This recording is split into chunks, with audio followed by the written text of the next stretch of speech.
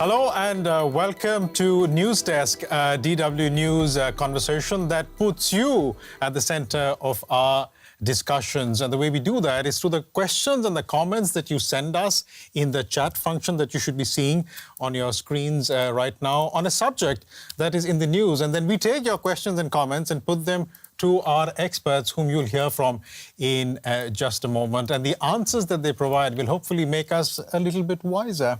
I'm Biresh Banerjee. And my name is Melissa Chan. I'll be paying extra attention to your questions and comments and bringing them to the table into this conversation throughout this conversation. And this week, we are looking at the state of Germany's armed forces.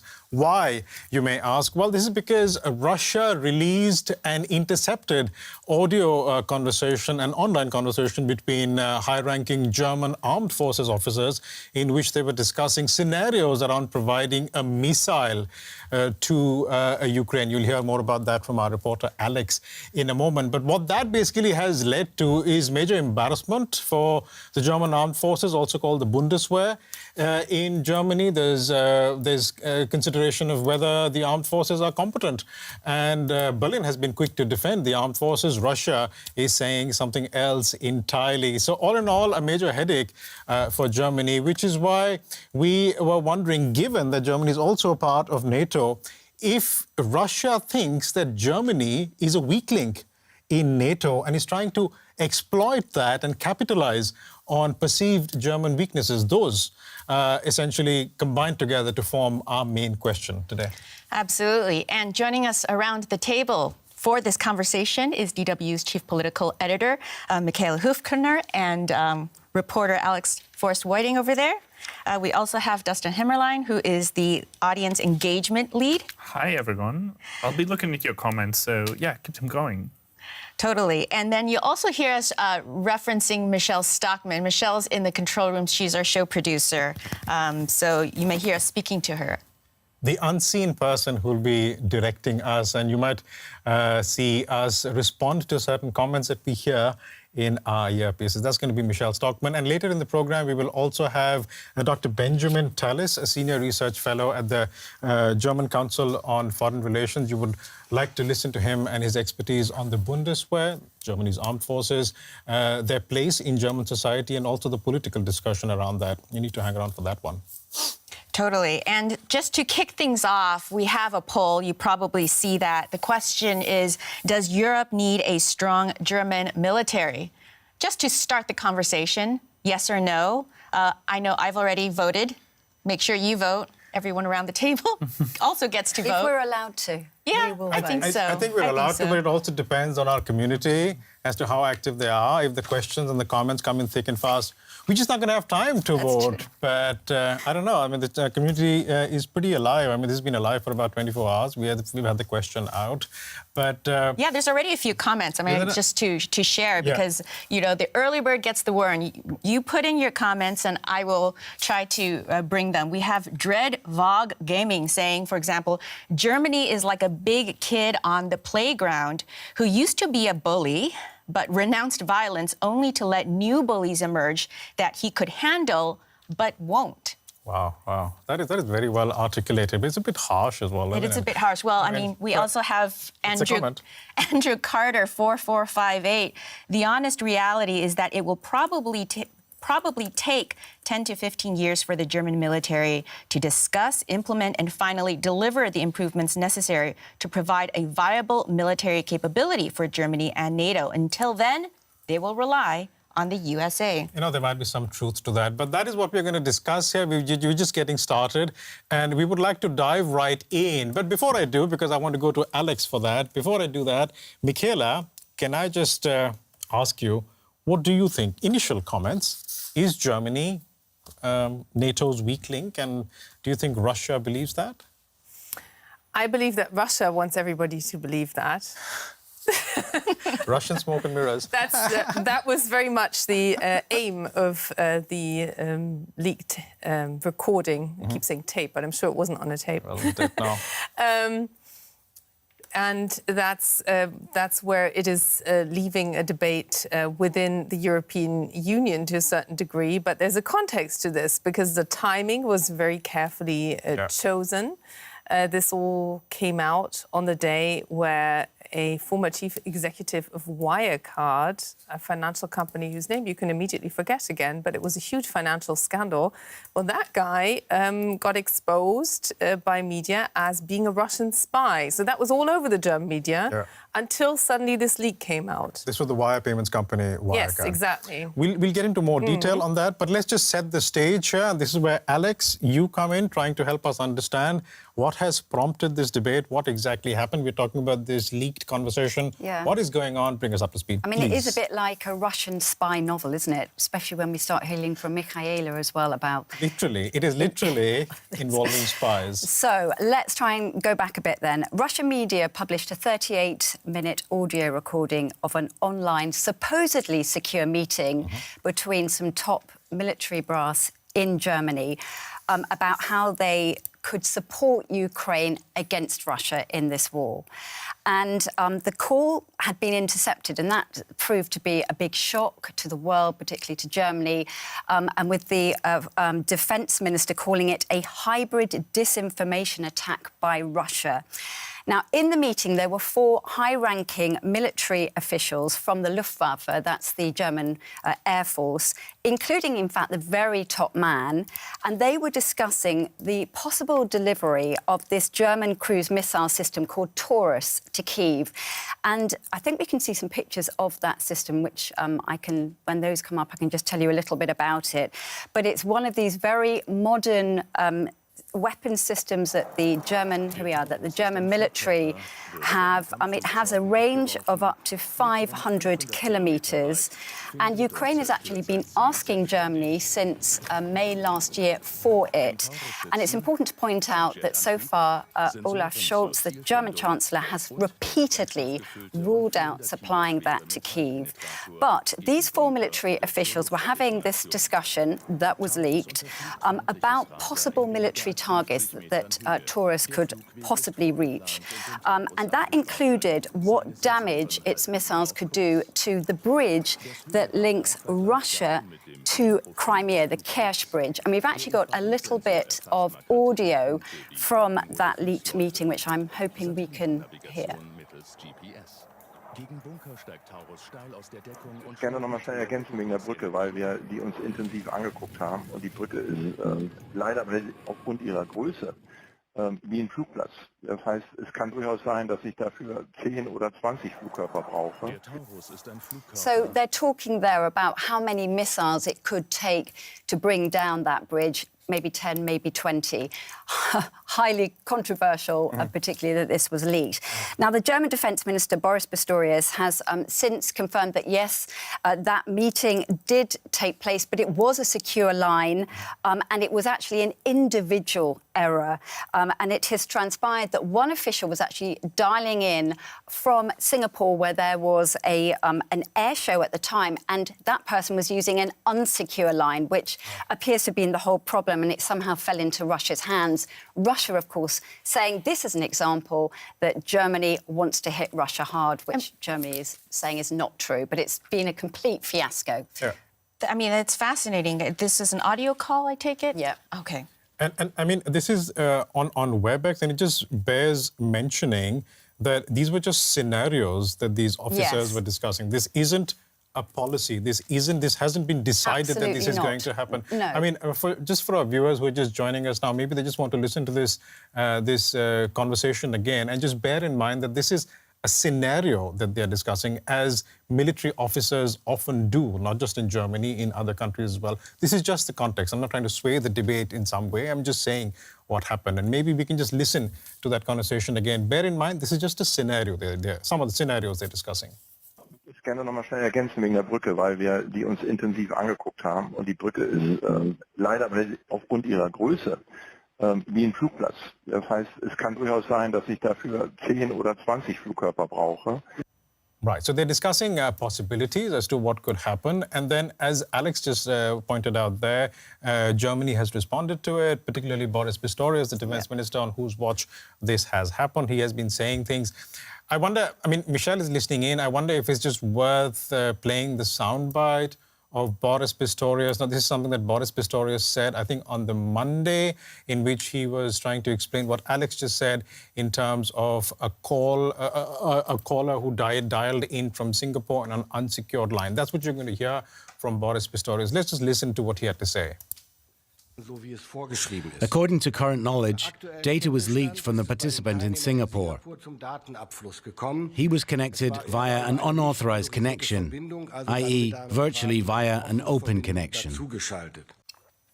Right, connected via an unauthorized connection. What does that say about the Bundeswehr? Michaela, I mean, it shows a bit of incompetence, right? I mean, you're talking about high-ranking officers connecting on WebEx, unsecured line. Sounds a little incompetent to me.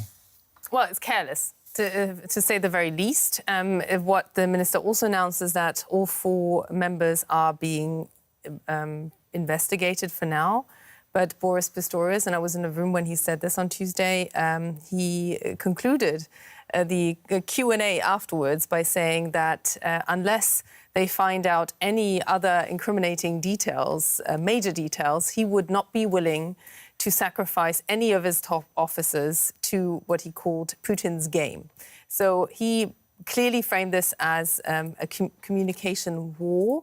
And what is rather unfortunate for Germany, actually, in this recording, is that the terminology that is being used, we would need more, you would need more, there are segments, having listened to the whole thing, that sound like they were planning this scenario. And these segments, which were, if you listen to the whole context, these officers providing options and scenarios for those decision makers to keep Germany below the threshold in any decision to supply this weapon to Ukraine, below a threshold that could be misconstrued or seen as German participation in this war. That's what they were planning. And they were clearly talking about red lines that they did not want to cross, because otherwise the minister would immediately say no. And that red line was any German participation. But these segments of audio have now been taken by Russia and played on Russian media to their own domestic audience,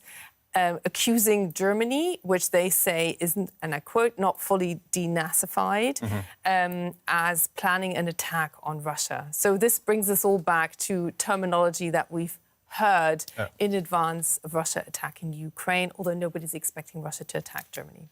I believe Berlin also is calling this a hybrid disinformation attack. That's been what Berlin has been saying. But let's bring in a guest that we had promised you at the very outset of this conversation, Dr. Benjamin Tallis from the German Council on Foreign Relations, a senior research fellow there.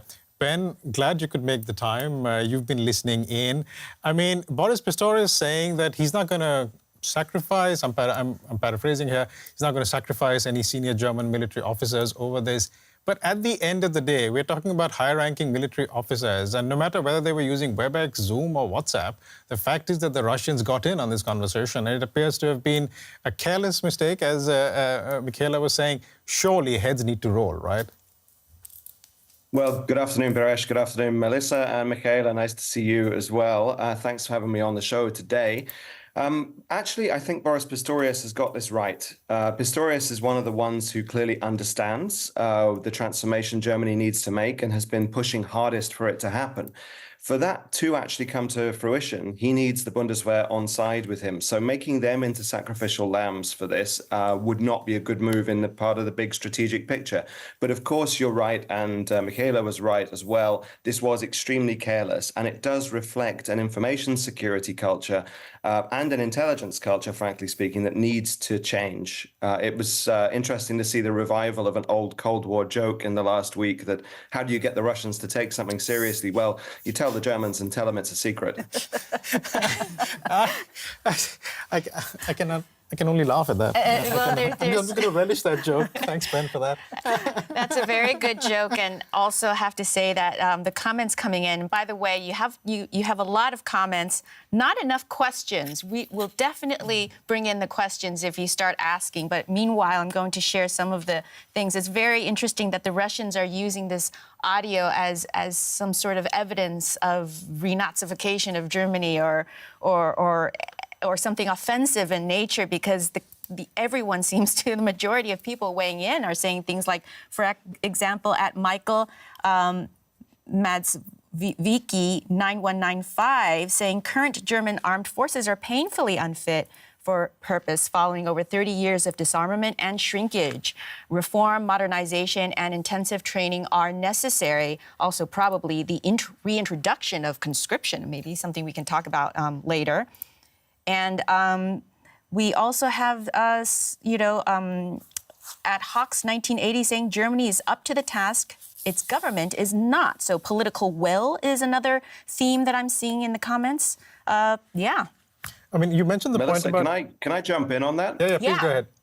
Because I think this gets to two important points. One is that the first comment is absolutely right. Germany's military is not up to the task yet. And this is a core element of what is known as the Zeitenwende, or the change of times, the epochal shift that Olaf Scholz announced in February 2022, but which honestly his government has not yet delivered on. Despite this 100 billion special fund, 100 billion euro special fund to modernize the Bundeswehr, that only plugs really the most basic of gaps and doesn't really touch the sides of the gaping holes in the Bundeswehr that have been left by, as your commenter said, decades of underinvestment. I mean, there's estimates vary, but something like a 400 to 500 billion euro hole in investment in the Bundeswehr is what has been estimated to accrue over the last few years. So 100 billion doesn't do the job there. But with that said, Germany still has some extremely powerful weapons, and Taurus is one of them. Taurus is something the Ukrainians are crying out for that reason. And this points to your other commenter's very good point, I think, is that it's political will that's lacking. And I think on that call, it's not so much that the Bundeswehr officers were worried that Boris Pistorius would kill sending Taurus, it's that Olaf Scholz would. And what we've seen is that Scholz has come out since that call and repeated the same reasons, actually excuses, for not sending Taurus that were further debunked by this call, which, let's be clear, was not disinformation. This was information that was leaked.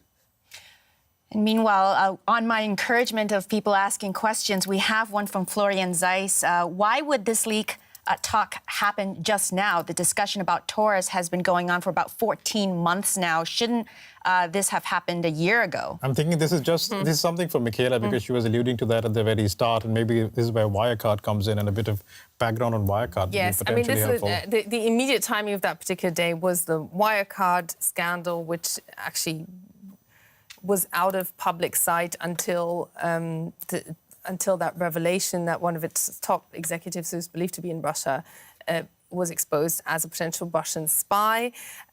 So this can be seen as a countermeasure. At the same time, this comes off the back of a very lengthy Taurus debate within the German government, which has seen the Chancellor more and more isolated, even within his own coalition, even some from within his own Social Democrat Party are now in favor of sending the Taurus system.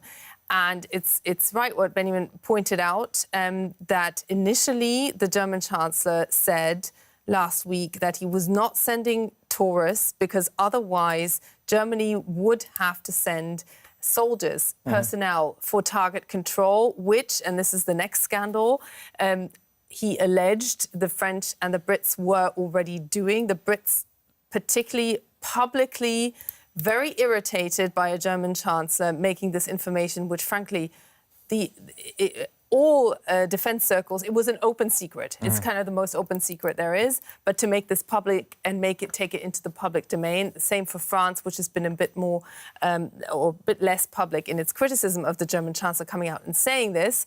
So that was debunked pretty swiftly. It had been in advance. It was debunked afterwards. Some accused him essentially of lying. And, you know, if you matter with experts, only one of the two can be right. So clearly that was not the key reason. And then he was in a dialogue with German citizens, a citizens dialogue, where he then described that if you fired the Taurus cruise missile from a particular area in Ukraine, it would be able to hit Moscow.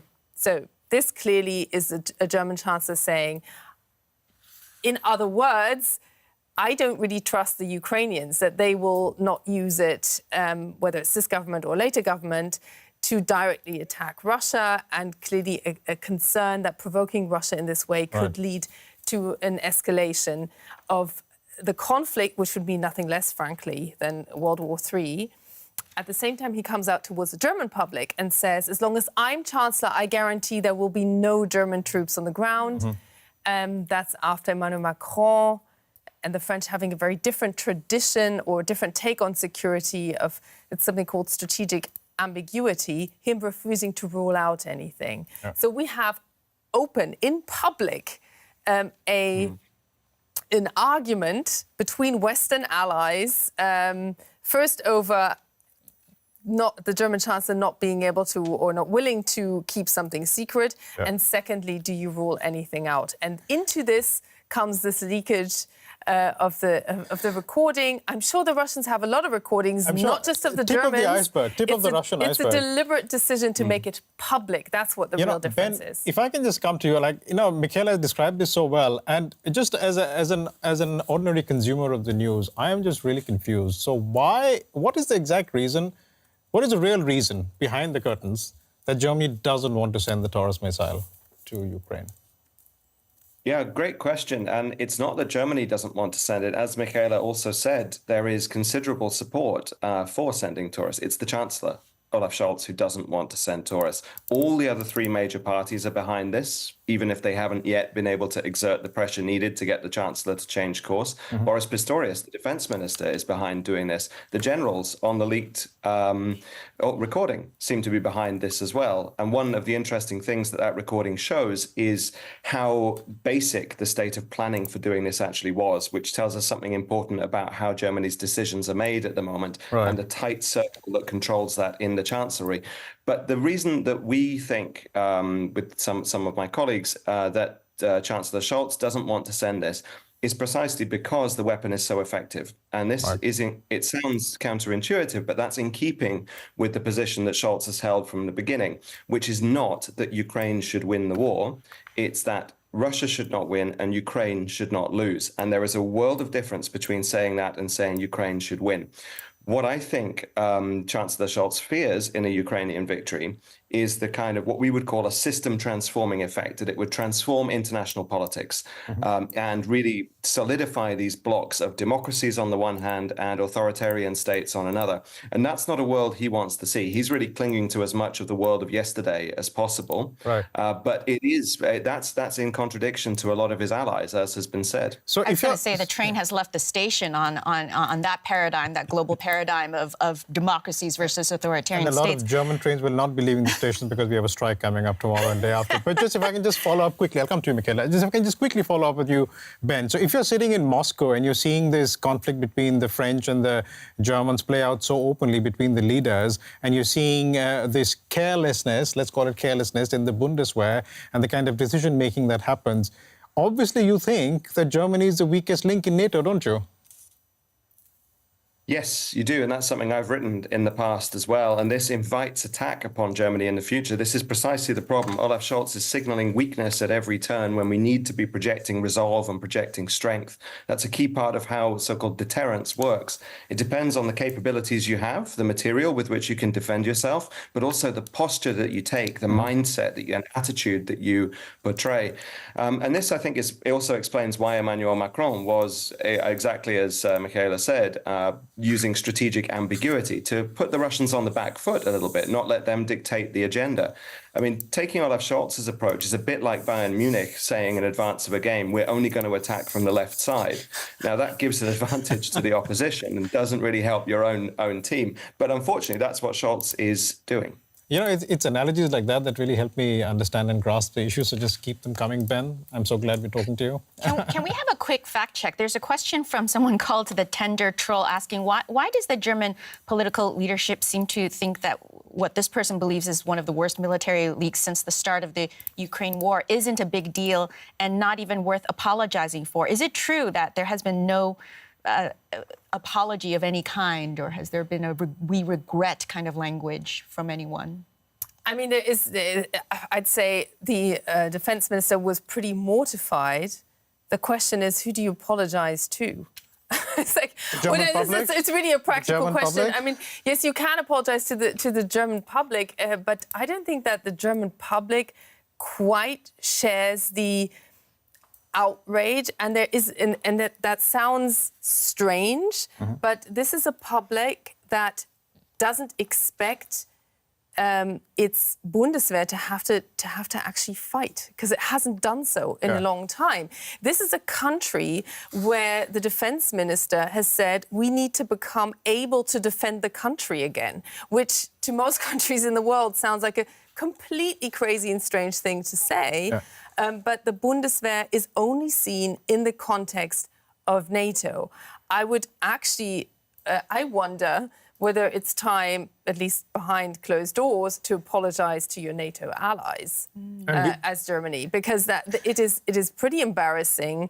And also what the German Chancellor did very publicly, which is to expose, essentially, the Brits and the French, that was really embarrassing. And it left us journalists wondering, did he coordinate this with them? And then it became very apparent very fast, he didn't. How can this be?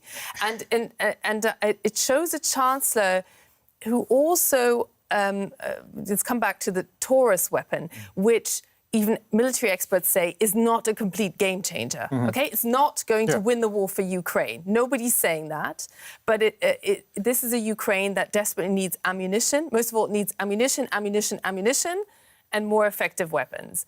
At this moment in time, where it's more on the defensive. Can I just come back? Biresh, can I just say one thing to that, please, if I may?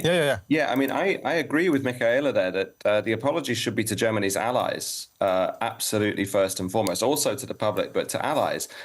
Instead, what we've got is that, as you say, making official and making public that information that was an open secret but hadn't been acknowledged. You then get the response from former UK Defence Minister Ben Wallace, who was scathing about Olaf Scholz, the wrong man in the wrong place at the wrong time, but also scathing about Germany's response in this regard, and in its response to the war in general, it must be said. Including for the leak.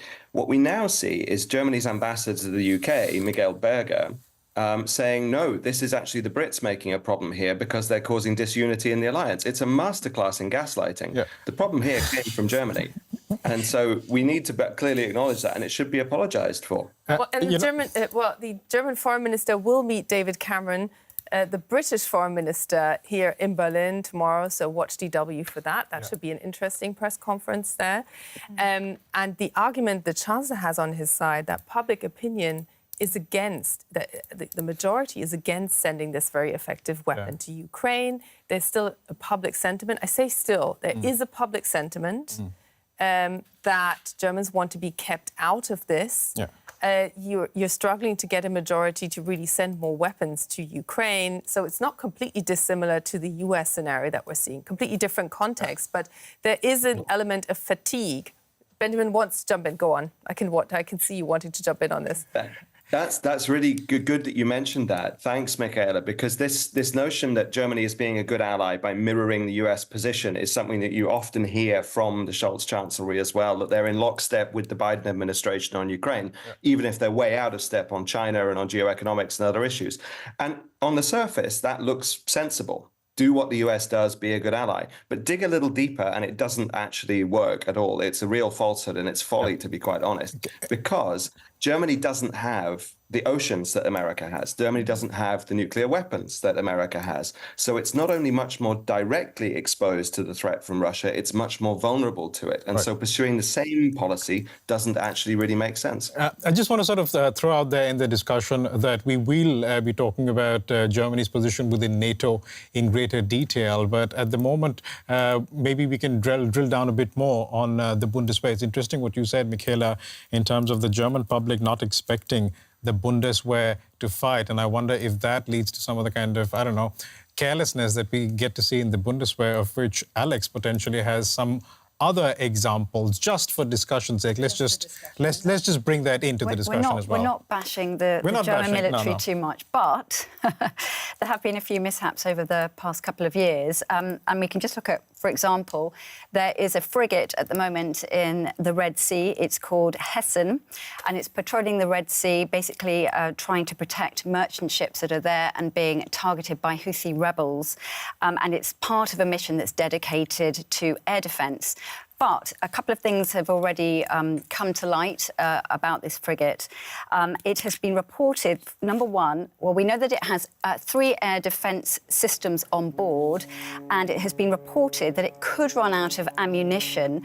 The problem is the Standard Missile 2, which is long range, and experts are saying that Germany has basically not stocked enough of those over recent years, and that there is a big possibility that they could run out altogether. And the second thing that has, well, there we have Pistorius there, and on that frigate. And the second thing that has happened with that frigate in the past couple of weeks as well, again in the Red Sea, is that it transpired that it nearly shot down an American drone.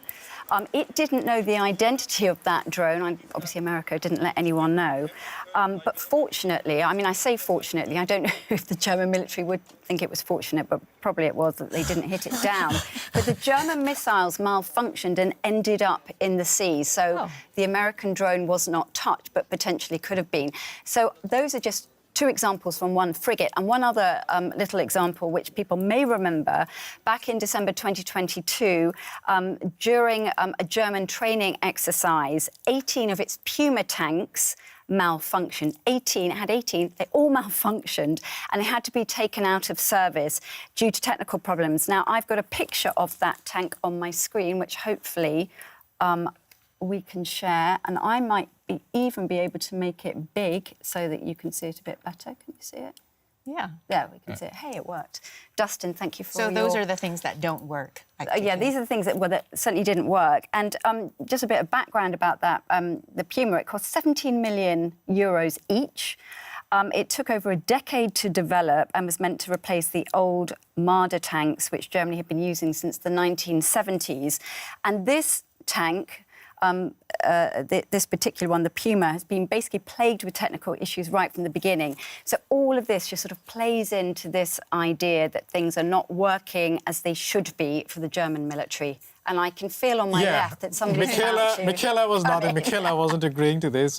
Go on, Michaela. Well, I mean, I think we need to separate in what happened before Ukraine and ever since, because this is also part of the Zeitenwende. Zeitenwende also meant the recognition that the underfinancing of Germany's armed forces for decades has taken a toll so much on the German military that it is unable to cope with the kind of challenge faced by war arriving once again in Europe, let alone the military having to defend itself. There's a huge reliance on the United States, who has stationed nuclear weapons in Germany. The command chain is with the Americans alone, but German jets would be involved in deploying US nuclear weapons if it came to that kind of scenario. So Germany is very much tied in, but fully dependent on NATO and thereby the United States. The tanks we just spoke about also are technological victims to chronic underfinancing. That's what the German armed forces will tell you. At the same time, as export goods, they are highly sought after because they are high-tech tanks, which are also very reliable.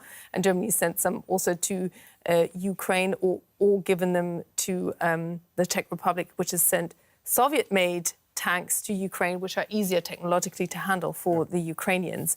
And this is also one of the big contradictions when you look at German defense, that while itself not financed well enough and not able to apply its own high-tech weapons, yet Germany produces this Taurus system, which, if you talk to anyone in the defense industry, says this is really top of state-of-the-art, and it's better, apparently, than the French and the British systems. I was just going to say, if you want just talking about the funding, Michaela just mentioned it, and also Ben mentioned it earlier, how it has gone from very high to very low. On my screen, if we want to share it, if now is the right time. Maybe, I mean, from the Cold War time, I think that's from 1960 onwards, exactly, right? from the 60s. So this is military expenditure, percentage of GDP in Germany, and you can just see what Michaela was referring to there. I probably need to make it a bit bigger again, don't I? Just bear with me a second. So you can see here almost at 5%, or was that more? Yeah, 5%, and that was in the 60s. And then really dropping after the Cold War finished. You can see not much in the noughties, so it really dipped 1.1. This graph at the moment says 1.4%, but we know it's higher, don't we? Because that only goes to 2022. Germany is for the first time reaching the 2% goal this year. So, but even so, nothing compared to the 5% that it was in the 60s. Ben, can I just sort of come back to you on this? I need to interrupt for 1 second to tell our users all these links, you can find them all in the chat. I'm sharing what Alex just was just presenting. So if you want to have a look for yourself. And if you have a clever question that we can now put to our experts, by all means. And since I am talking, it's just worth sort of reminding people what we're doing. For people who are just joining us, we are discussing the state of the German armed forces as to whether they are a weak link when it comes to NATO, something that Russia is potentially exploiting. And the reason we're discussing that is because of a Russian leak of an intercepted high-level, supposedly secret conversation between high-ranking German armed forces officers, where they are discussing the potential scenario of providing the Taurus missile, an effective missile to Ukraine. But on the question of funding, Ben, if I can just come to you. Michaela was talking about the Zeitenwende, which essentially is a German for turning point. Turning point would be a good English translation, perhaps, colloquially speaking. You are looking at the turning point. The turning point essentially refers to the so-called Zeitenwende speech that Chancellor Olaf Scholz made in February, just a few days after the Russian invasion of Ukraine, in which he promised these 100 billion euros to rearm Germany. Ben, I found it very interesting what you said about 400 to 500 billion euros. That much of a hole exists in the German armed forces. So I'm really curious, where do these 100 billion euros go to fund what? Yeah, well, at the moment, the 100 billion has been allocated 41 billion to the Air Force. So for the new F-35s, which are these very high-tech, fifth-generation American-made fighter and strike aircraft, and some transport planes and also some helicopters. 19 billion euros to the German Navy on new corvettes, frigates, and so on. 16.5 billion to the land forces, which includes the modernization of the Puma infantry fighting vehicle that was mentioned before. Oh, thank God. But also successes for the Marder infantry fighting vehicle that was mentioned, and some new Leopards, although not very many, which are the big main battle tanks. The rest, 20 billion, roughly speaking, goes on improving the Bundeswehr overall leadership of the Bundeswehr. So digitalization, modernization, modern communications equipment, new radios, etc. And on clothing, sufficient clothing, which has been another Bundeswehr scandal in recent years, as well as research and development. But let me say a couple of things on this, because procurement, which has rightly been highlighted, the way the military buys its equipment and the way then fields this equipment, is not only a German problem. In Germany, it has German characteristics from the lack of funding, the lack of prioritization of the Bundeswehr. But ask the Brits about their Ajax program for armored vehicles, and they'll go running into the corner fairly quickly, because that's not a proud story to tell either. Military procurement is difficult, but what I think we're starting to see is a change in that, because we're still stuck in the old systems that were fighting a very different kind of war than we see now. We really prioritized across Europe very expensive systems, so-called exquisite platforms that were at the very top end of the capability rating. So in drone warfare, for example, this would mean buying tens of drones for tens of millions each.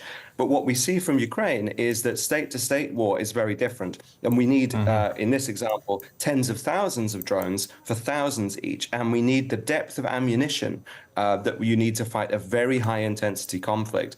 And again, that's not what European militaries have. I think one thing to bring it home to all our viewers is the military expert Mike Kaufman once put it. He said, European air forces are great. They could beat the Russian air force any day of the week, as long as they don't have to do it next week as well, because they would have run out of ammunition. You're just full of analogies. I mean, just keep them coming.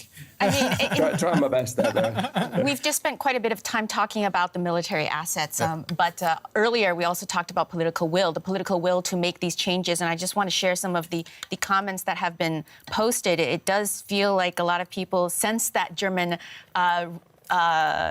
lack of enthusiasm for at Clay Enfield 4850 saying they're going to have to, they meaning Germany, they're going to have to overcome their guilt culture if you expect them to ever be an effective fighting force again. And then we also have at Hugo Thales 4902, there is no Germany as we think to know it from the past anymore. First and foremost, Germany needs to redefine itself. And I guess that was part of what Zeitenwende was about, and is still a work in process. I mean, I wonder if it's just worth just throwing up what Boris Pistorius, the defense minister, had said in October 2023. It just sort of dovetails off of these comments that we are seeing in our chat.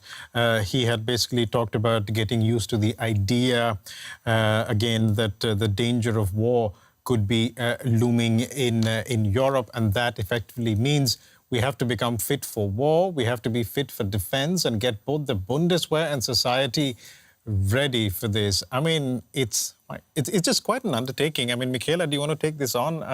Not the undertaking, but just trying to explain to us. Yeah, and one thing that I would like to better understand is that I think there was an illusion that the political parties are on board with supporting Ukraine more, for example. But there is a gap between what the political leadership of all parties want and the public. Yes and no. Let's take it one by one. I wouldn't want to have to decide which one is more difficult, getting the German armed forces ready or getting society ready. Because we're seeing in the polling in particular that Germans don't really, everybody wants the war to be over. You go on the street, I mean, I've done this many times, people just want the war to be over. Okay, what does that mean? If that does not mean that Ukraine wins, what does that mean? And people still seem to feel, you see that, yes, they are in favor of supporting Ukraine, but for instance, almost 2/3 are against supplying this particular terrorist weapon. And I just want to add earlier, there's a lot of debate. I mean, the two other coalition parties are in favor of sending this particular weapon. Olaf Scholz's own party, which in the past has close links with Russia, always defended Russia as being a partner. This has been the fact that this war happened broke with many, many historical truths his own Social Democrat Party thought were true. Yeah. So you have a rift within that party, and I'm not sure you would get a majority vote in favor. So it's not of sending that particular weapon. That's not his parliamentary group. They are very mixed about this. I'm not sure that would withstand a vote. So the chancellor is not as alone as it sounds in this particular decision not to send this particular weapon. And just to come to the German public again, there's still a sense of this is not really our conflict. So the chancellor essentially promising to keep the German public out of this, that this won't touch Germany, is him being in tune with the polls he's seeing. Having said that, I would like to read one quote from Anders Fogh Rasmussen, who is the former NATO Secretary General. And he spoke to Neue Zürcher Zeitung here, and he said, "We need heads of state who act decisively. In times of war, you cannot lead by following public opinion. We need a much more determined German government. Chancellor Scholz is far too slow, far too hesitant. He doesn't come across as a leader." This is pretty sweeping criticism of a former NATO secretary. And if he was still in office, you would never hear that kind of criticism from someone who is the current NATO Secretary General, because their job is to project unity.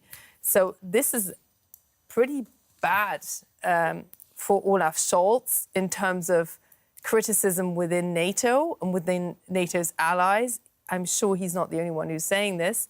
At the same time, this week he came out, his weekly video is about the German pension system, because there's a German pension reform. Yeah, I saw that video. So he is very far from declaring that everybody needs to pull up their sleeves and this is our conflict and we need to push back against Russia. Can I just ask? Can I come in on public opinion? I did want to come to you on public opinion. So go ahead. Yeah, you're preempting my question, but go ahead. Just for a second, because this is something we've talked a lot about on the podcast that I co-host, which is called Berlin Side Out. Quick plug there, about German public opinion actually being often ahead of the chancellery and ahead of decision-making elites in Berlin. And why would I say that?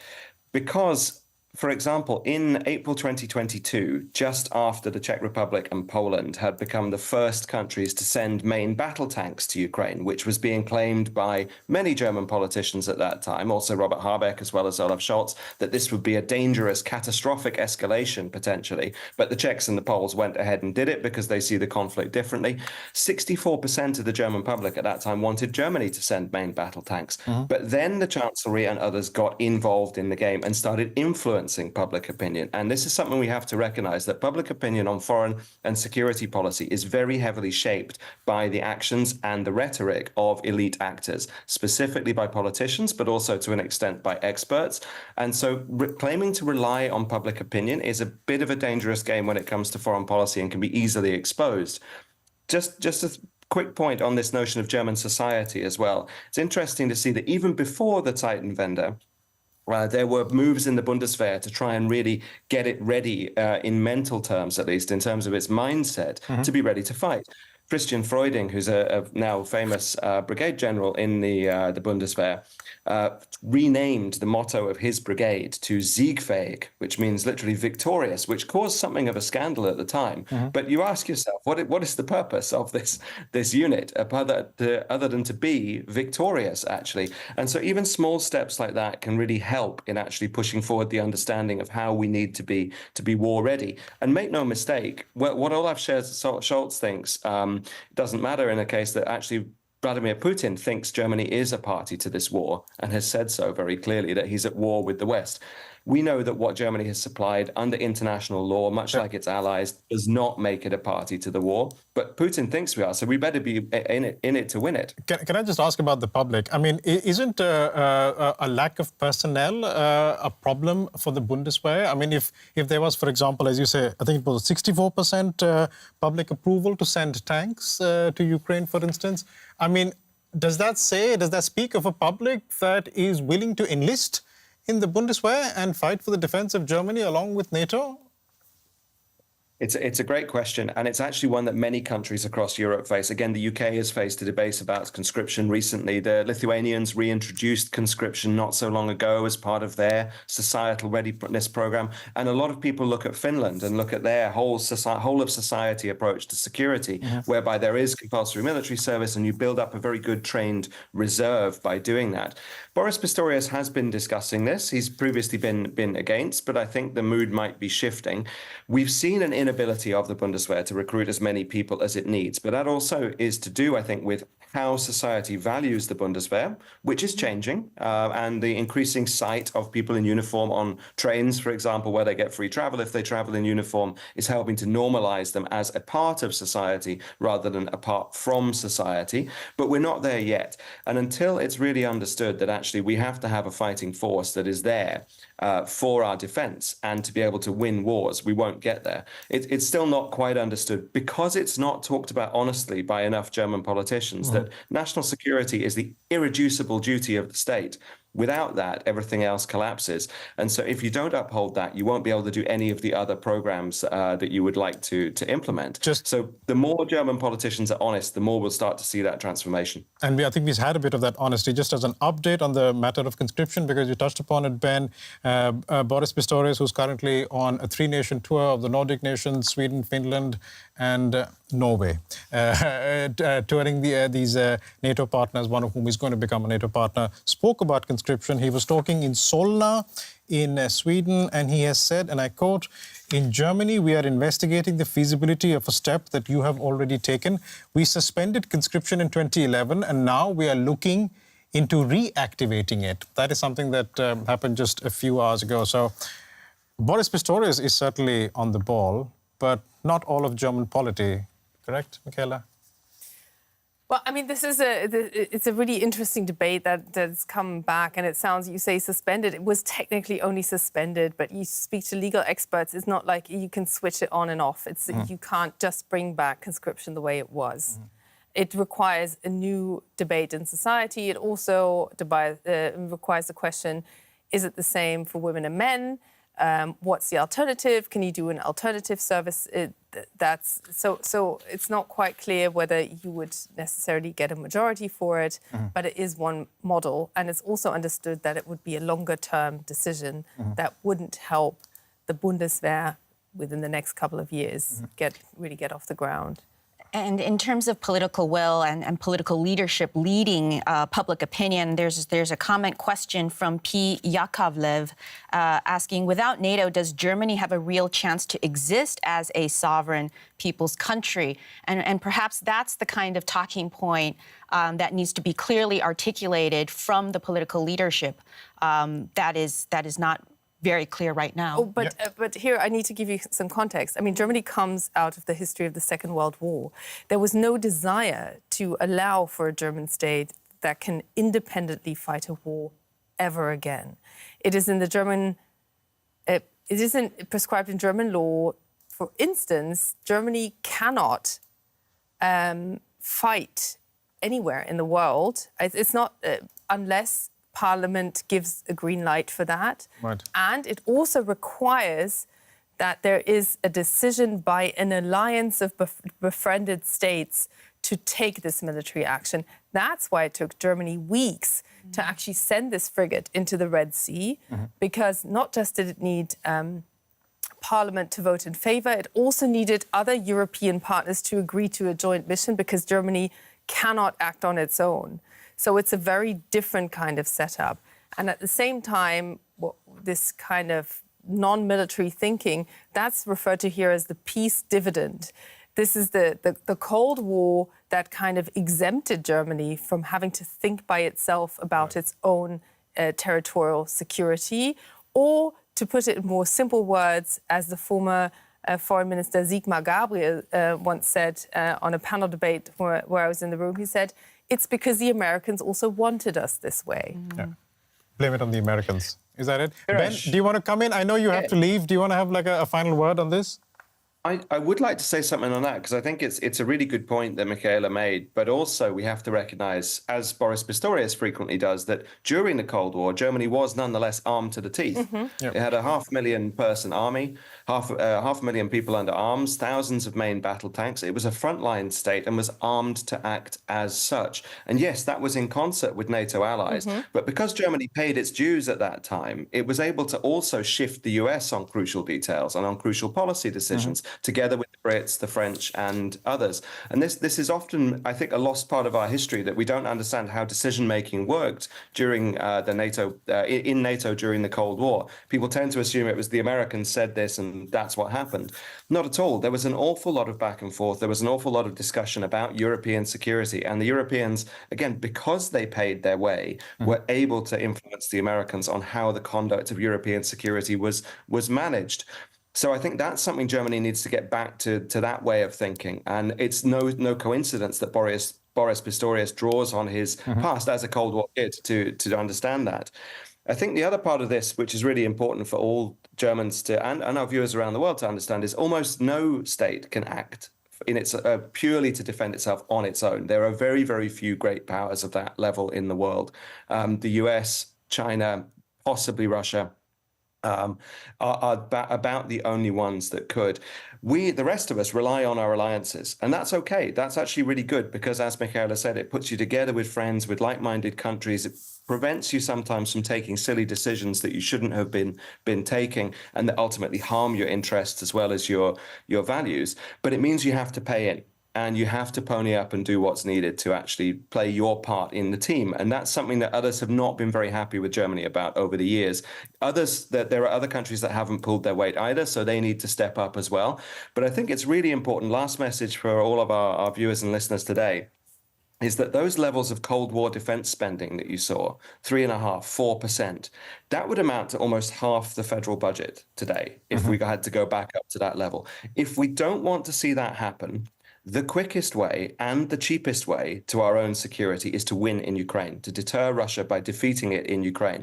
Otherwise, we risk emboldening it and having to spend that level again. So at the moment, unfortunately, by not committing to victory, Olaf Scholz has chosen the most expensive way to make us less safe. Even though he keeps saying that Germany is with Ukraine as long as it takes.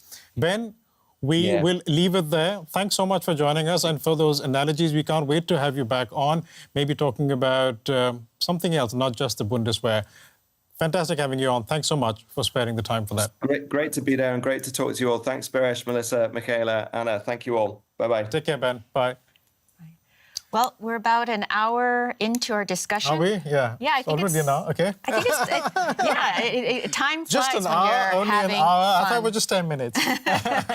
I think it's time for a vibe check. Vibe check. We need to Yes. have a vibe check. And We call this moment a vibe check, where we turn to our audience engagement lead, Dustin. And Yes. Dustin, you've been vibing. This is where we sit back and listen to what I am vibing. I also hate the title. Dustin has to say. I hate the title, audience engagement, whatever. It's a very long one.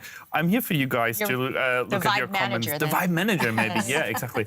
I'm here to look at your guys' comments, and I just wanted to summarize a bit what the chat is all about in the moment. I think I'm seeing a bunch of people who are all about the history, German history, and they're like, the Second World War still seems to be very much on a lot of people's minds when the words Germany and military are said in the same sentence. And we've seen a bunch of comments on that. And then some people are asking the question, like, do we need a European alliance, or should we not have a European alliance, or is a NATO alliance better, or a European alliance? And I think that's something we can put to our NATO expert in just a minute. She's around the corner. Coming up next. Coming up next. Exactly. Don't worry. That is on the agenda. And then a lot of people are under the impression that Germany is just in a military sense far behind, and has as we've heard now, a lot to still catch up. I saw one comment that just said, this might take up to 40 years, and it's really a lot of the experts are saying, it does seem like Germany is far behind. That's kind of that. Oh yeah, and then I wanted to one quick fact check for one comment someone asked. Super DBS fan asked, do you think Germany would have an easier time increasing its contribution to NATO or its defense budget? That's the same thing. Your the defense budget of a nation is that nation's contribution to NATO. If you're part of NATO, it's not a real contribution, where you're not giving money to an entity called NATO. It's actually just exactly. Scholz is not signing a check to NATO. Military. We can have clarity on this with a NATO expert. But are there any more vibes we need to? No, I think that's kind of the main things I picked up on. And guys, keep the comments coming. I'm trying to go through them and find the best questions to get to our experts. And also, let's not forget that there is a poll question that is out there. Feel free to respond to that. Does Europe need a strong German military? I certainly haven't had the time to respond to it, but Melissa has, because Melissa is a digital native. I'm a digital migrant, so I'm just sort of, what is YouTube? That is my question. Let's just talk about the European alliance. This is something that came up in the vibe check. Let's talk about Germany within the context of NATO. And to do that, we need to bring in Terry Schulz, our correspondent in Brussels, who has covered all things NATO for more than a decade. Terry, I don't know, I'm losing count. I mean, you'll have more than a decade, right? 16 years. 16 years. See, a very short amount of time, essentially, covering NATO. And this is where Terry's expertise comes in. Welcome, Terry. Thanks so much for joining us. I know you're on assignment, and you have been able to take some time out for us. We really, really do appreciate it. I personally. Can I just sort of start out asking you, because Boris Pistorius right now is on a tour of Sweden, Norway, and Finland. This is just after this entire episode with the leaks of these highly classified online conversations, which turned out to be not so classified, between German armed forces officers. Why is he there? Is he trying to assure these allies that NATO can count on Germany? And I realize that Sweden is not yet officially a part of NATO, but Finland and Norway are. So is this a reassurance trip? Well, I don't think that's the way it started out, but I watched the press conference yesterday between Boris Pistorius and the Swedish Defense Minister, Pål Jonson, and Pistorius's questions were almost all about the leak, about the conversation and the leak. And I have to say, I was quite surprised by how frank he was about this. First of all, I would have to say that he criticized the journalist for asking the question about whether this should raise questions about Germany's capability to protect private data. And he said, well, that's an impolite question while I'm still in the room. But he went ahead and answered it and, went through the details of how this military officer had used an unsecure line from Singapore to have this conversation. And his Swedish counterpart, Paul Jonsson, was asked, can you trust Germany? Do you feel like conversations you might have with your German counterparts could be tapped? And Jonsson said, no, as far as I know, nothing has been compromised, and I can say that I trust Boris Pistorius. But clearly this raised questions about Germany's capacity to keep private things private. And then just as I was walking here to join you, I saw a post online, and I think it was even maybe Ben Tallis doing it, that talked about Germany still using Huawei communication lines, which is a big no-no in a lot of countries, illegal in some NATO countries. So I think Pistorius may end up needing to use this as a reassurance tour, but he said he was there to look at conscription. There's a question here from the community, Martin Alva, asking, isn't a strong German army equal to a strong NATO army? What separates one from the other? It's a great question. I think it's yeah. Do you want to take that on, Terry? Well, I mean, every ally needs to be strong, and that's why all of them are expected to spend this on defense. But Germany has the biggest economy in Europe. So obviously, Germany spending 2% on its defense makes a very strong German army. So I think that's why NATO allies have been also pressuring Germany. A few years ago, Germany used to use as an excuse, oh, none of you want to see a big, strong German army, right? That was his excuse for low defense spending at the time. And as the years went on, everyone said, try us, literally try us. We'll be happy to see a strong and mostly prepared German army. That was one of the areas where the German army fell short. Sorry for the noise here. I'm in London at the moment. The German army had just fallen behind on keeping things ready to go. They didn't expect to be deployed. And so their equipment was in bad shape. Their training was in bad shape. There were these jokes about the German army training with broomsticks for guns. So basically it had just fallen into disrepair. Right. And everyone I don't think anyone is afraid of a strong German military anymore. And they would very much like to see it. Just to bring our viewers who are joining us at this moment up to speed, we are discussing the role of Germany within a wider NATO, and particularly in the aftermath of a scandal, let's call it a scandal, a leak of recorded conversations, highly classified conversations between German armed forces officers by Russian media, which essentially shows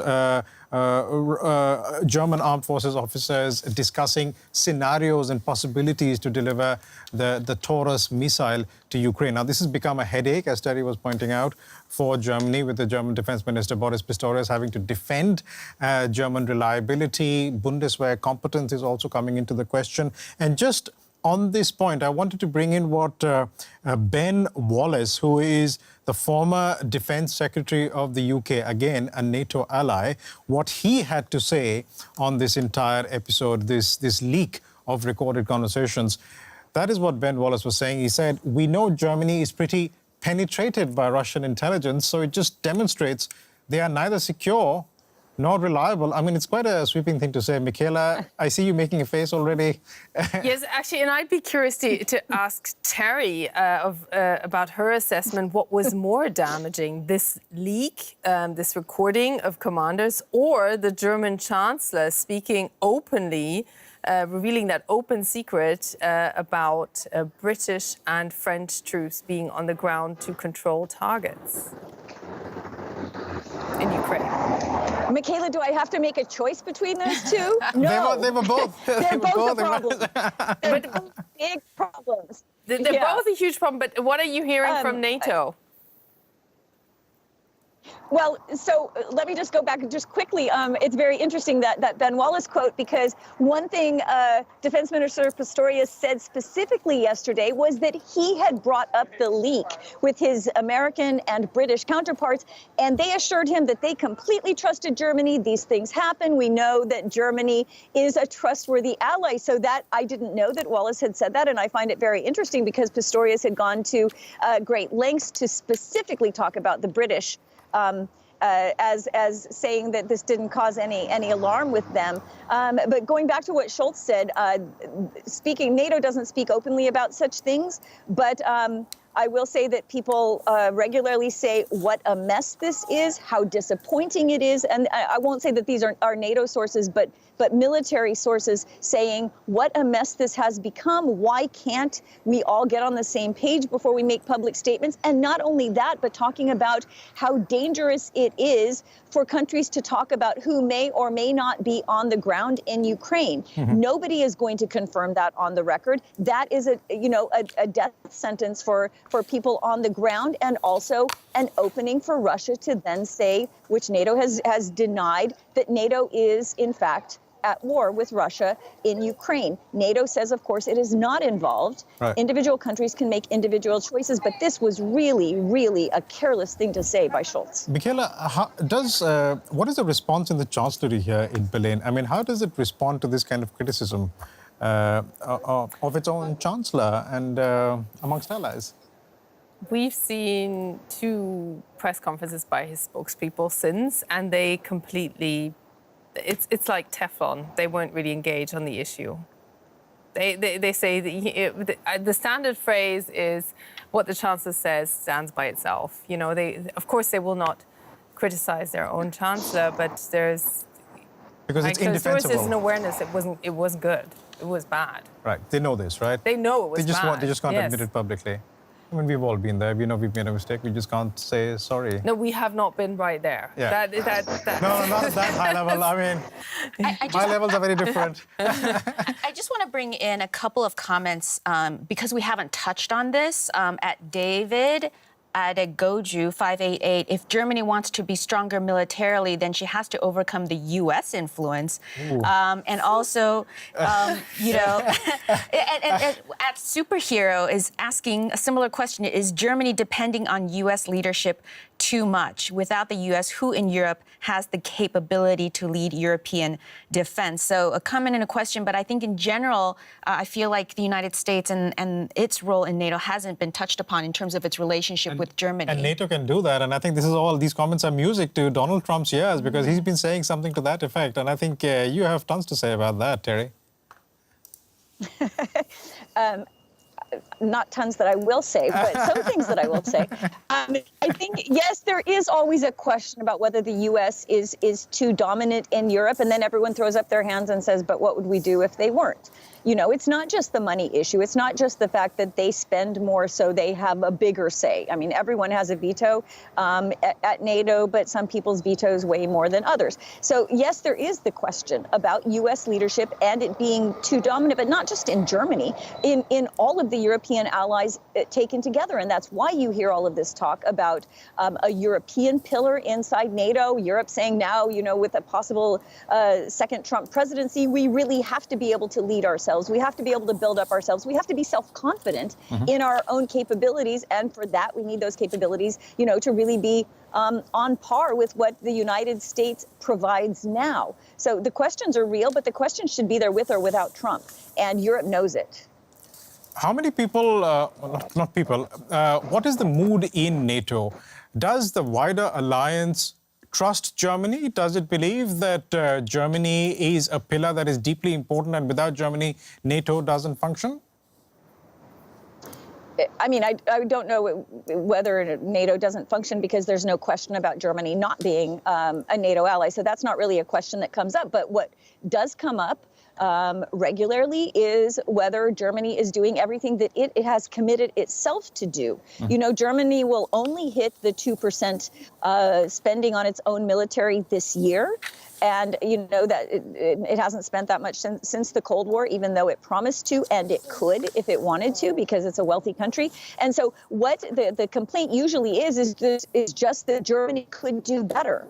And that Germany, you know, has the means to do better if it put its mind to it, and that the military needs to be one of the best in Europe. And at the moment, it definitely isn't. And so, as the biggest economy in Europe, Germany really doesn't have an excuse anymore not to bring its military up to the highest standards that it can do. You know, you've got the Nordic countries coming in. You know, we've mentioned them. They are extraordinarily well-equipped, well-trained.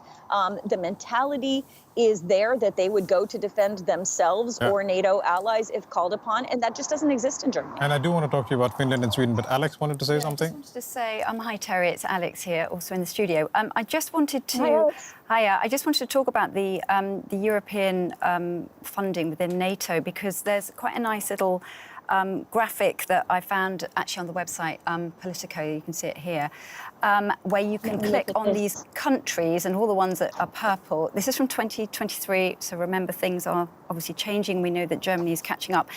But all the ones in purple are spending 2% and more, and Germany in pink, not there.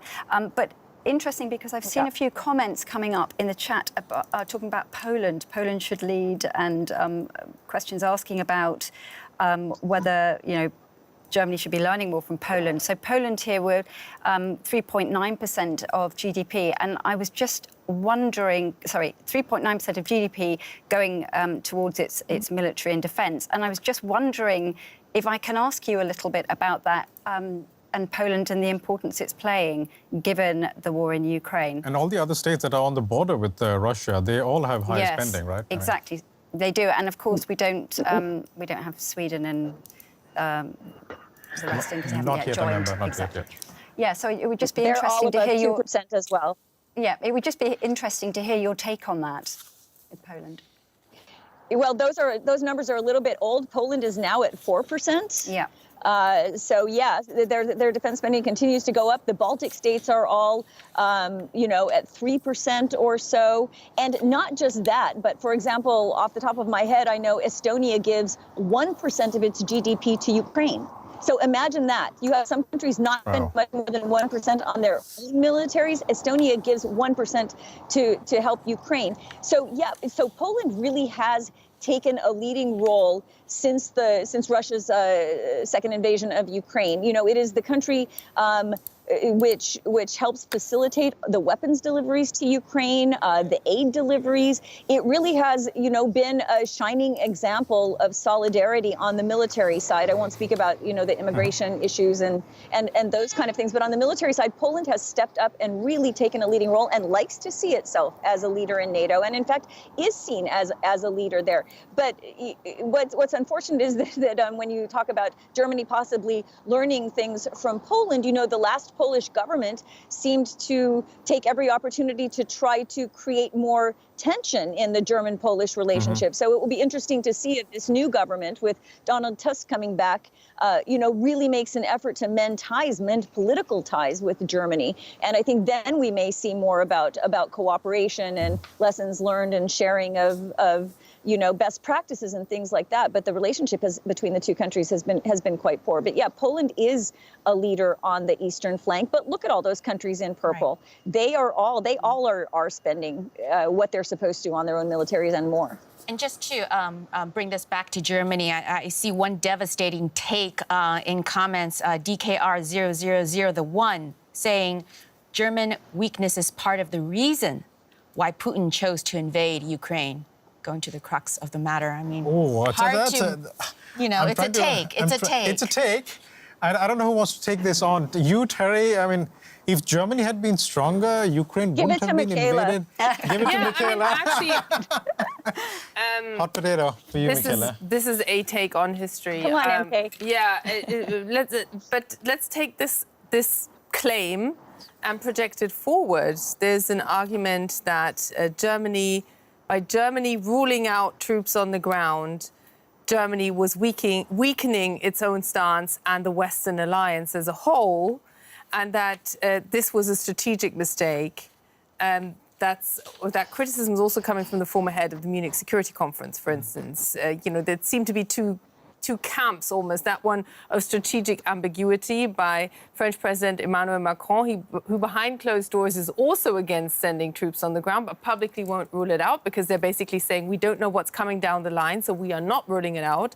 And the German Chancellor standing before a German public and saying, listen, as long as I'm Chancellor, I guarantee you there will not be German troops on the ground. So this is, of course, a message that is also read by Vladimir Putin as, well, look, the Germans just don't have the guts and don't have the political will to, if it came down to it, engage in this conflict.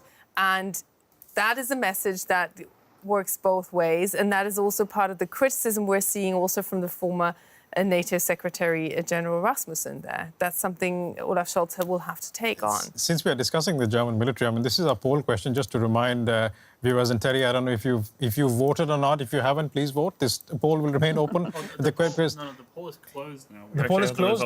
I was closing it because no one was voting anymore. Right, but we have some preliminary results, right? Because the question we were asking is, does Europe need a strong German military? Just to get an idea of the sentiment in the chat. I mean... Yes, I can go into that. We have 71% of people said yes, Europe does need a strong German military. 16% said no, and 12% said they don't know. Yeah, I mean, it's quite definitive there, right? 71% versus 16%. Terry, I know that you're on assignment. Do you have some time to stay on, or do you need to leave now? No, I'll stay with you. I'm actually helping with students, training them in NATO.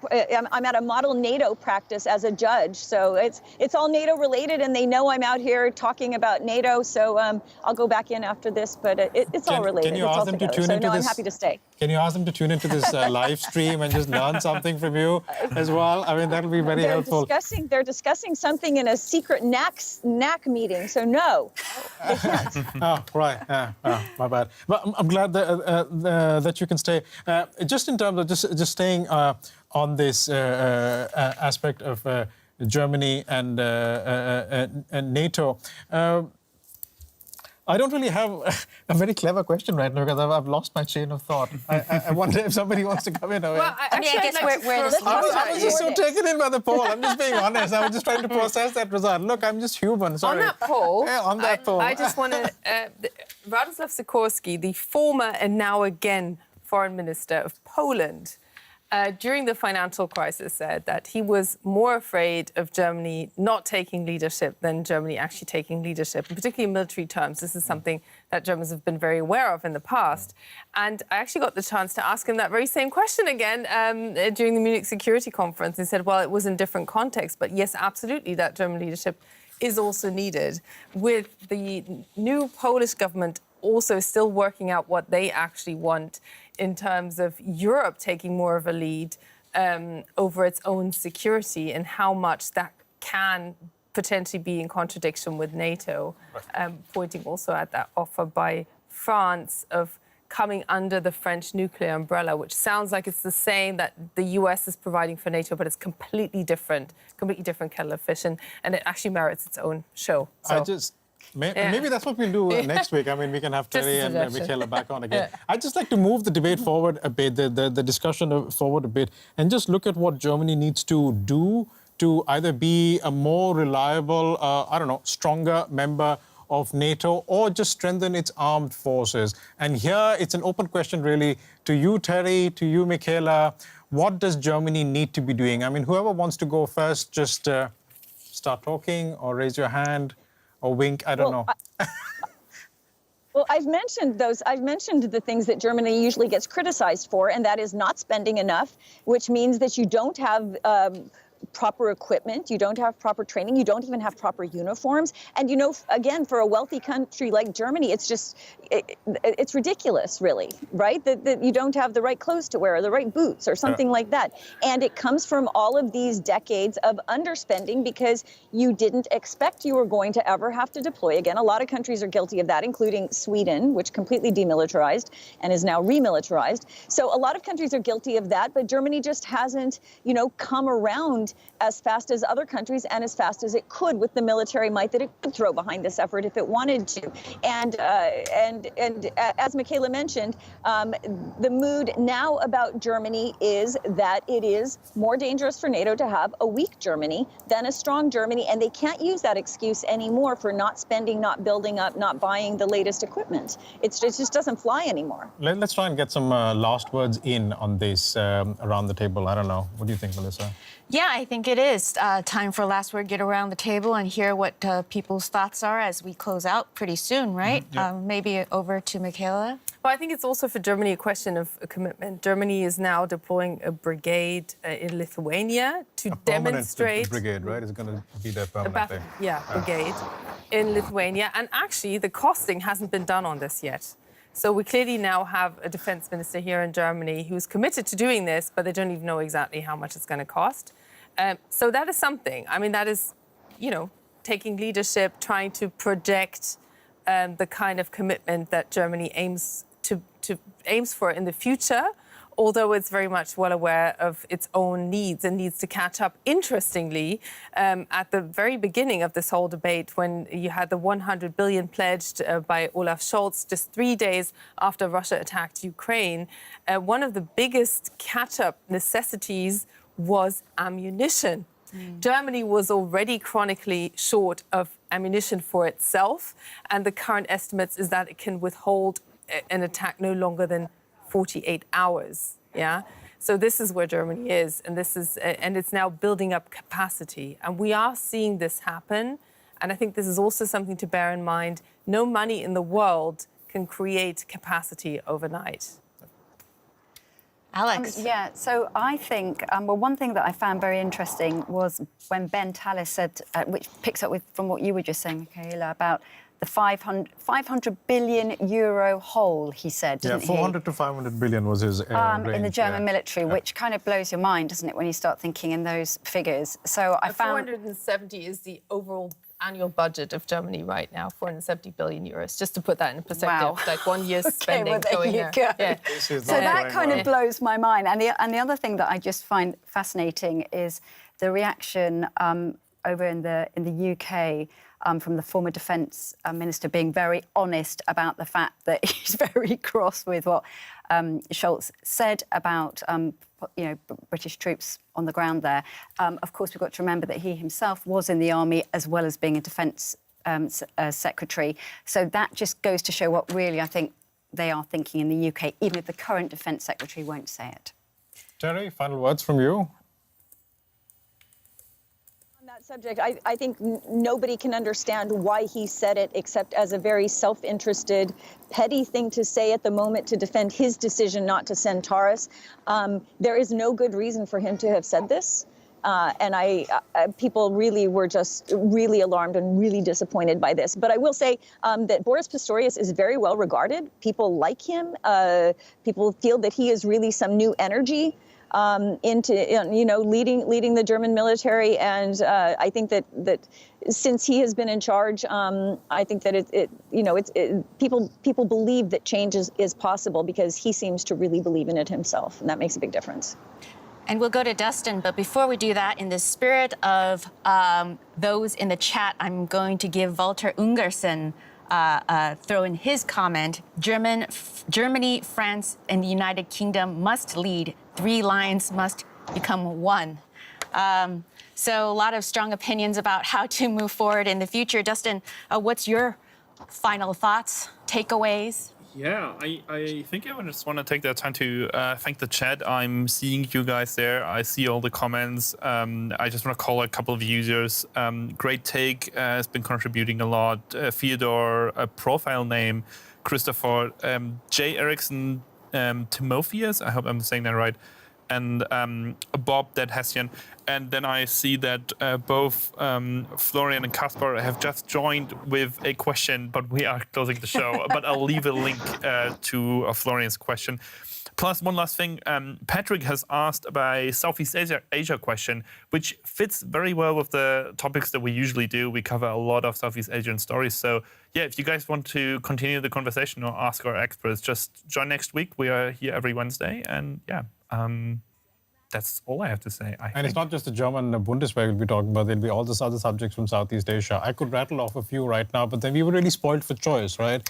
Today, we decided to talk about the Bundeswehr. No spoilers, Biresh. Like we have had this topic before. We don't want you to spoil the episodes. I'm just really excited to go on to the next one as well, because this has been so great. Thanks so much for all your comments. Time for my last word, or do you want to go first? I don't know. You know what? Why don't you end? So I'll throw in my last words. How about that? Fine. We can do that. Okay. I mean, it is a scary prospect to hear from Michaela that Germany has ammunition stores to last 48 hours of an attack. But that having been said, and the fact that Boris Pistorius, the defense minister of Germany, keeps talking about building capacity, and Olaf Scholz from time to time, the chancellor of Germany, also seems to believe in the same, gives me a bit of hope. And let me tell you something like this. Having stayed in Germany for 8 years, the way things move here is astonishingly slow sometimes. But I mean, back me up on this, guys. But sometimes when Germany decides and it starts to act in a particular direction, things start to happen. Magic starts to happen. This is just my very layman's take on this. So based on all the pronouncements that have been made about arming Germany, equipping the Bundeswehr, maybe we start to see some tangible results within the next decade, potentially. I'm going to have a last word in the spirit of Ben Tallis and an analogy, Schrodinger's cat. Can two contrapuntal things be true at the same time? And I think my takeaway from this conversation is that it is true that Germany is now the largest military supplier after the Americans in terms of supporting Ukraine. And it is also true that the country is deeply conflicted about its role and what that might mean in the future. And to follow up on what you just said, I guess that Germany ends up doing the right thing after exhausting all other possibilities, something usually attributed and an adage often attributed to the Americans, but today I apply to the Germans. It's generally always the Americans to blame when it comes to certain things in Germany. We'll leave that. We'll not discuss this anymore. It's an ideological... we will not discuss this anymore. I think it's just time to say thank you to you, Terry. Thanks for making the time on assignment, talking about NATO with young children. We are so glad that you could make it. And thanks so much for your insights and expertise. Can't wait to have you back on when we talk about NATO again, which I'm sure is going to be sooner rather than later. Thanks so much, Terry. Fingers crossed. Take care, Terry. Bye. And thanks to all the other guests. Thanks to Michaela for coming in, sharing insights about the Chancellery and German politics. Always riveting. I love listening. Alex, I love listening because I really get the news, the headlines behind the news, literally, what is happening behind closed doors. Honestly, it's just been such a pleasure listening to you all the time. Thanks so much for coming in, Michaela. Alex, thanks so much. Justin, thanks so much for engaging with the audience. Melissa, pleasure as always. Yeah, and you know, for next week, this happens every week. Be sure to check out the community tab and see about 24 hours before this live stream begins to see the topic that we will be diving deep into. So that's basically on Tuesday. You can check on the DW News YouTube page, the community section. That's where the topic should generally be up. That's all we really have for you for today. Thanks so much to the community for sending in your questions and comments. We will see you next week with another subject. We don't know what that is yet, but stay tuned. Bye. Bye-bye.